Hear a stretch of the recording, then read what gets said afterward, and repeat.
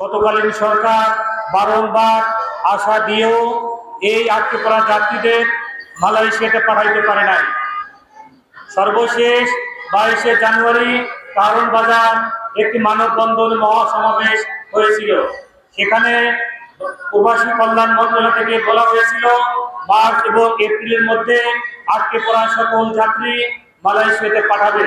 কিন্তু মার্চ এবং এপ্রিল চলে গেলেও আজকে পর্যন্ত এর কোনো সুরাহা হয়নি।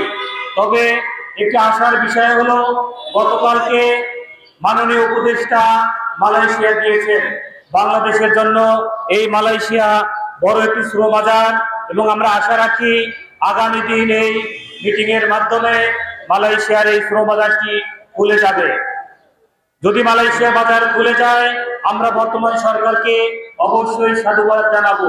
তবে তার সাথে আটকে পড়া এই 18,000 যাত্রীকে অবশ্যই যাতে মালয়েশিয়া পাঠানোর জন্য সুব্যবস্থা করা হয় এবং অগ্রাধিকার ভিত্তিতে এবং স্বচ্ছতার সাথে যত দ্রুত সম্ভব শ্রমবাজার খুলে দেওয়ার সাথে সাথে সর্বপ্রথমে যাতে এই 18,000 যাত্রী মালয়েশিয়া পাঠায় এবং পাঠানোর জন্য সুব্যবস্থা হয় সে প্রত্যাশা ব্যক্ত করে এখানে আমার বক্তব্য শেষ করছি।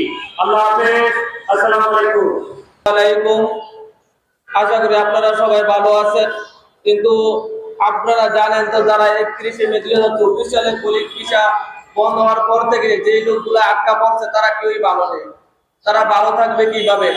কারণ এজেন্সি এবং সরকারের দুর্নীতির কারণে গত 24 সালের 31শে মে যে লোকগুলো আটকা পড়ছে প্রত্যেকটা লোকই অশান্তিতে ভুগতেছে। অসহায় এবং দুর্ভাগা এই শরীর নিয়ে তারা এখনো পথে পথে ঘুরতেছে এবং মন্ত্রণালয় এবং এজেন্সি সরকারি কাজ পর্যন্ত তারা পায়ে হেঁটে হেঁটে তাদের কাছে যাচ্ছে, কিন্তু কোনো সমাধান এখন পর্যন্ত আসছে না।